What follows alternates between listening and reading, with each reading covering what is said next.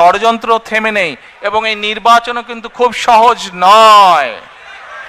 আপনারা অনেকেই কিন্তু ব্যাপারটা এখন বুঝতে পারছেন। 1 বছর আগে যা বলেছিলাম সেটা কিন্তু হচ্ছে এখন। আমি আবারও বলছি, সামনের সময় কিন্তু খুব সুবিধার না, কাজেই সকলকে ঐক্যবদ্ধ থাকতে হবে। ঐক্যবদ্ধ থাকতে পারবেন? ঐক্যবদ্ধ থাকতে পারলেই আমরা আমাদের এই যে পরিকল্পনা বললাম সফল করতে পারবো। ঐক্যবদ্ধ থাকলেই আমরা আমাদের প্রত্যাশিত বাংলাদেশকে গড়ে তুলতে পারবো।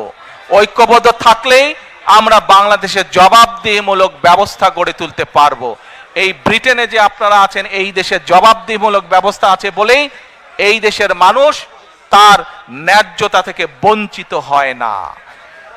ন্যায্যতা থেকে বঞ্চিত হয় না। বাংলাদেশের মানুষ বহু বহু যুগ ধরে তাদের ন্যায্যতা থেকে বঞ্চিত হয়েছে। কাজে আসুন, বাংলাদেশের মানুষের ন্যায্য অধিকার যদি ফিরিয়ে দিতে হয়, যে কোনো মূল্যে আমাদেরকে কি করতে হবে? কি করতে হবে? ঐক্যবদ্ধ থাকতে হবে। ঐক্যবদ্ধ না থাকার কোনোই বিকল্প নেই আমাদের। United we stand, divided we fall. কাজে এই কথাটি আমাদের সকলকে মনে রাখতে হবে। এখন প্রিয় ভাই বোনেরা, আপনাদেরকে আমি ছোট্ট 2 মিনিটের মধ্যে 1 মিনিটের একটা ভিডিও দেখাতে চাই। কে কে ভিডিওটা দেখতে চান না হাত তুলেন। কারা দেখতে চান না? কারা দেখতে চান না হাত তুলেন। আর কারা দেখতে চান? ধন্যবাদ। কিন্তু দেখতে হলে একদম কোয়াইট হতে হবে, একদম কোয়াইট হতে হবে দেখতে হলে। এ ভাই, অন মাই রাইট সাইড, আপনারা বসেন, দয়া করে আপনারা বসেন। আপনারা সবাই দেখতে, আমার ডান সাইডে যারা আছেন, সামনে যারা আছেন, আপনারা দেখতে অনেক সুন্দর, অনেক ছবি উঠেছে। এখন বসেন, দয়া করে এখন বসেন। আপনাদেরকে আমি যে ভিডিওটি আমি দেখাবো, এতক্ষণ গত আধা ঘন্টা যাবত আমি যেই কথাগুলো আপনাদেরকে বললাম, 1 মিনিটের সেই আছে। আজকে এই ভিডিওটি দেখার পরে যদি আপনারা ভিডিওটির অর্থ বুঝতে পারেন, তাহলে আমি বুঝে নেব যারা কষ্ট করে আজকে এখানে এসেছেন তাদের আশাটা এখানে সফল হয়েছে।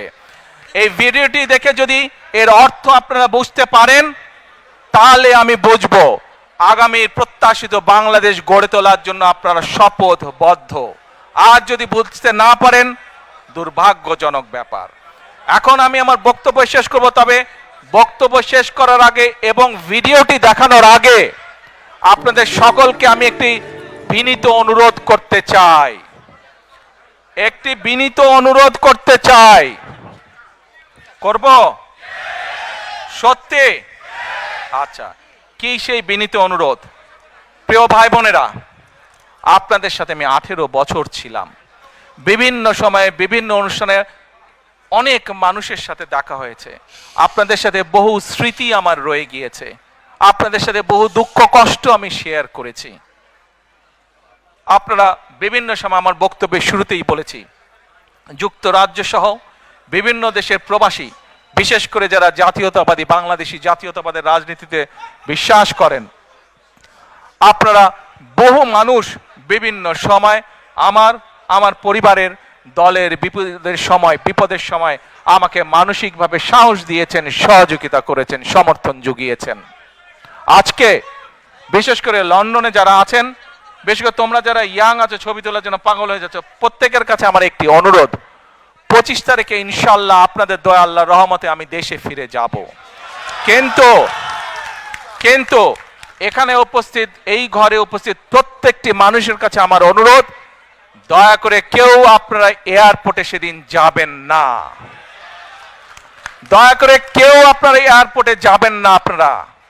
কারণ এয়ারপোর্টে গেলে একটি হট্টগোল তৈরি হবে এবং মানুষ জানবে যে এরা সব বাংলাদেশি, এবং দেশের সুনাম নষ্ট হবে, দলের সুনাম নষ্ট হবে। যারা এয়ারপোর্টে যাবেন না, যারা সেদিন এয়ারপোর্টে যাবেন না, আমার আজকের এই অনুরোধ যারা রাখবেন, আমি ধরে নেব তারা দল এবং সর্বোপরি দেশের সম্মানের প্রতি মর্যাদা রাখবেন। আর আমার মানা করা সত্ত্বেও, আমার অনুরোধ করার পরেও যারা যাবেন, আমি ধরে নিতে বাধ্য হব যারা ব্যক্তিগত স্বার্থের জন্য সেখানে গিয়েছেন। কাজেই আপনাদের কাছে বিনীত অনুরোধ রেখে আমার বক্তব্য শেষ করছি। সেই 1.5 মিনিটের ভিডিওটির দেখার অনুরোধ করছি। প্রিয় ভাই বোনেরা, সকলের কাছে দোয়া চেয়ে যাচ্ছি, আপনারা দয়া করে দোয়া করবেন, দেশনেত্রী খালেদা জিয়ার জন্য দোয়া করবেন, দোয়া করবেন।